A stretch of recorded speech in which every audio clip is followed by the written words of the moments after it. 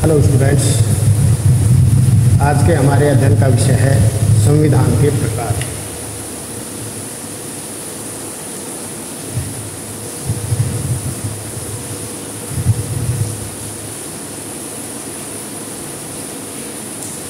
संविधान के प्रकार। संविधान के प्रकार जानने से पूर्व संविधान शब्द का अर्थ जानना आवश्यक है। किसी भी देश की शासन प्रणाली का स्वरूप, चाहे संसदीय हो, चाहे अध्यक्षात्मक हो, प्रजातांत्रिक हो या निरंकुश तंत्र हो, एकात्मक हो या संघात्मक हो, उसके संचालन के लिए संविधान के किसी न किसी स्वरूप को अपनाना आवश्यक होता है। प्रसिद्ध विद्वान अरस्तु के अनुसार संविधान उस जीवन पद्धति का प्रतीक है जो किसी राज्य द्वारा अपने लिए अपनाई जाती है। संविधान शब्द का अंग्रेजी पर्यायवाची शब्द कॉन्स्टिट्यूशन का प्रयोग मानव शरीर के ढांचे की बनावट के लिए किया जाता है। जिस प्रकार मनुष्य के शरीर के विभिन्न अंग होते हैं, उन अंगों के विभिन्न विभिन्न कार्य होते हैं और मस्तिष्क द्वारा इन अंगों को नियंत्रित किया जाता है, इनके कार्यों को नियंत्रित किया जाता है। उसी प्रकार राजनीति विज्ञान में संविधान का तात्पर्य राज्य के ढांचे तथा संगठन से होता है। यानी इसमें सरकार के जो भी अंग हैं, उन अंगों का क्या कार्य है, उनकी क्या शक्तियां हैं, उनमें आपस में किस तरह से संबंध स्थापित किया जाता है, इन सब बातों का अध्ययन किया जाता है। राजनीति विज्ञान के विभिन्न विद्वानों ने संविधान शब्द की भिन्न भिन्न तरह से परिभाषाएं दी हैं, जिनमें से कुछ विद्वानों की परिभाषाएं इस प्रकार से हैं। गिलक्राइस्ट के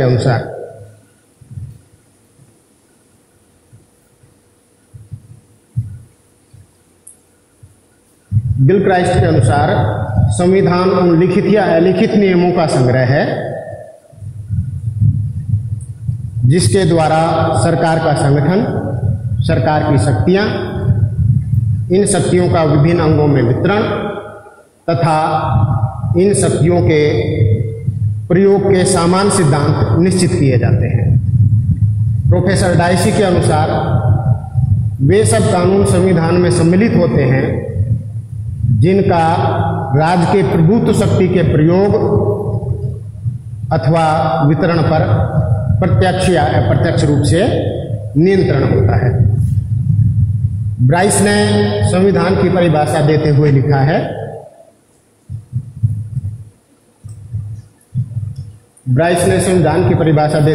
है, कि संविधान ऐसे निश्चित नियमों का एक संग्रह होता है जिसमें सरकार की कार्यविधि प्रतिपादित होती है और जिनके द्वारा उसका संचालन होता है। इसी तरह प्रोफेसर फाइनर ने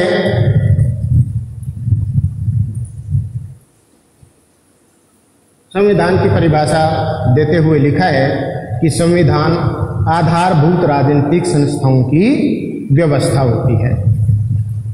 तो इन विद्वानों ने संविधान की जो परिभाषाएं दी हैं उसमें 3 तत्व हमारे सामने आते हैं जिनका संचालन संविधान के द्वारा किया जाता है।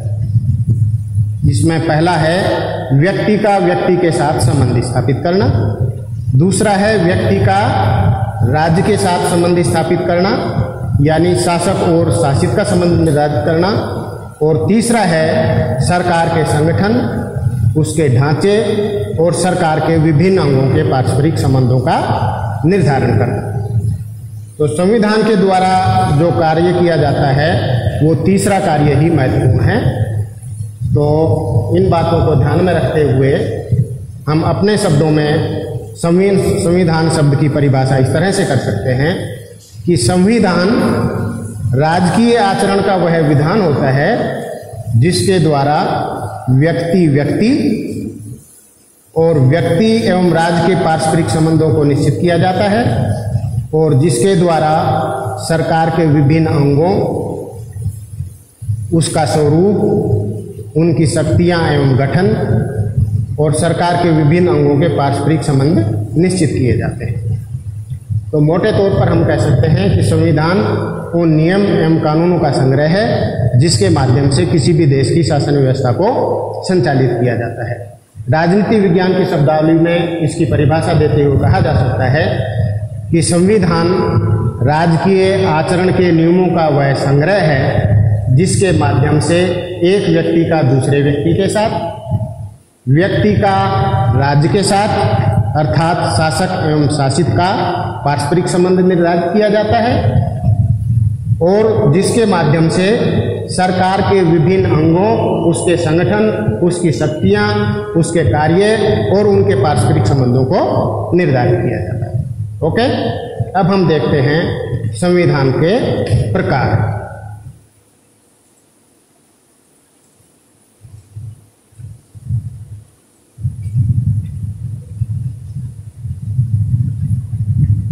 विद्वानों ने संविधान का जो वर्गीकरण किया है उसको हम 3 भागों में विभाजित कर सकते हैं। इसमें पहला वर्गीकरण है संविधान की उत्पत्ति के आधार पर।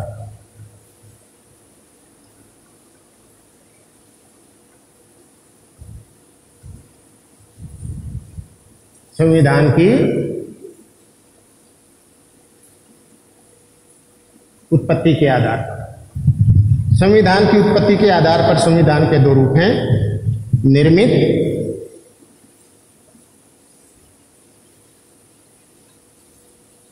और दूसरा है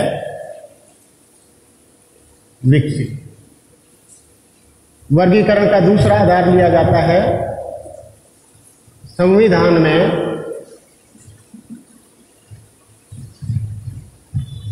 कानून एवं प्रथाओं के प्रयोग के आधार पर। इसको लेकर संविधान के 2 रूप हैं,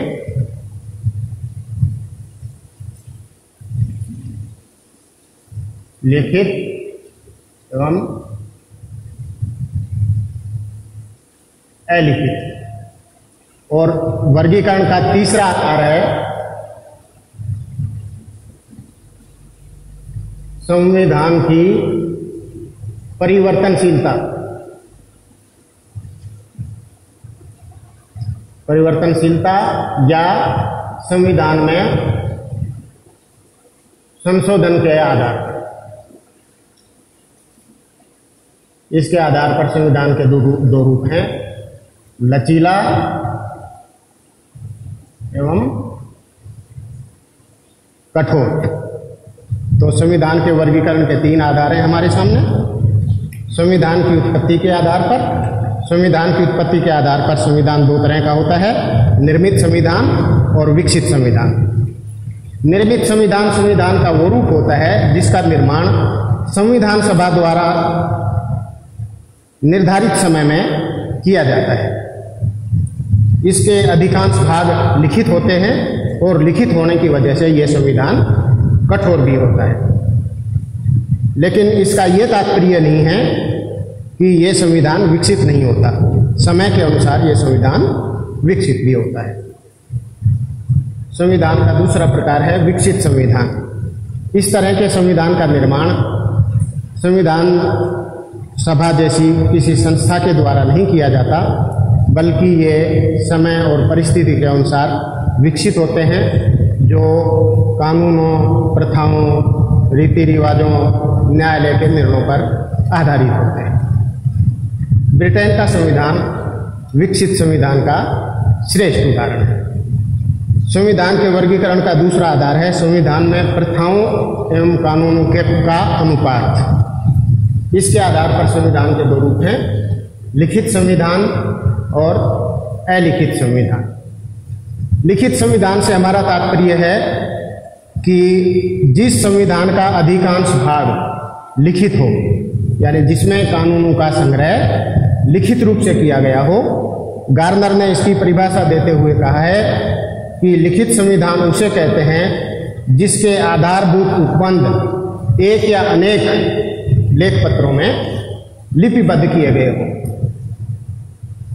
अलिखित संविधान वो संविधान होता है जिसका अधिकांश भाग अलिखित होता है, जो परंपराओं, प्रथाओं, न्यायालयों के निर्णयों पर आधारित होता है। गार्नर के अनुसार अलिखित संविधान वह संविधान है जिसकी अधिकांश बातें किसी एक लेख पत्र या लेख पत्रों में संग्रहित नहीं होती है। ब्रिटेन का संविधान इस प्रकार के अलिखित संविधानों में सबसे प्रमुख संविधान है। लेकिन लिखित और अलिखित का जो भेद है, ये भेद वास्तविक भेद नहीं है, ये अवास्तविक है। कोई भी संविधान अपने आप में न तो पूर्ण रूप से लिखित हो सकता है और न ही पूर्ण रूप से अलिखित होता है। अलिखित संविधान में भी कुछ अंश हमें लेख पत्रों के रूप में लिखे हुए मिल सकते हैं। जैसे ब्रिटेन के संविधान में वहाँ के मैग्ना कार्टा अधिकार पत्र, विभिन्न संवैधानिक संशोधन अधिनियम आदि लिखित दस्तावेज हमें मिलते हैं। उसी तरह से लिखित संविधानों में भी समय के अनुसार कुछ प्रथाएं प्रचलित हो जाती हैं जिनका पालन करना आवश्यक हो जाता है। जैसे अमेरिका विश्व का लिखित संविधान में श्रेष्ठ उदाहरण है। उस संविधान में वहाँ राजनीतिक दलों का कोई उल्लेख नहीं किया गया है, लेकिन फिर भी समय के अनुसार वहाँ राजनीतिक दल विकसित हो गए हों और द्विदलीय जो राजनीतिक दल पद्धति है वो विकसित हो चुकी है। उसी तरह से वहाँ के राष्ट्रपति को उसके कार्यों में सलाह और मंत्रांश देने के लिए मंत्रिमंडल जैसी किसी संस्था का उल्लेख नहीं है, लेकिन वो भी आज अस्तित्व में है। साथ ही सीनेट के प्रति शिष्टता का सिद्धांत भी वहाँ प्रथा के रूप में संचालित है। इस तरह हम कह सकते हैं कि संविधान का लिखित और अलिखित का जो भेद है ये वास्तविक भेद नहीं है। अब हम देखते हैं लिखित और अलिखित संविधानों के गुण दोष। सबसे पहले लेते हैं अलिखित संविधान के गुण। जो अलिखित संविधान है उसके क्या फायदे हैं? अलिखित संविधान परिवर्तनशील होता है, समय के अनुसार इसमें परिवर्तन होता रहता है। इसमें क्रांतियों से रक्षा होती है, क्योंकि किसी भी तरह का जो परिवर्तन है वो समय के अनुसार आसानी से हो जाता है। संविधान में परिवर्तन करने के लिए क्रांति जैसी किसी भी व्यवस्था को अपनाने की आवश्यकता नहीं पड़ती है। तीसरा, ये संविधान प्रगतिशील होता है और संकट के लिए भी श्रेष्ठ माना जाता है, क्योंकि समय के अनुसार इसमें परिवर्तन होता है।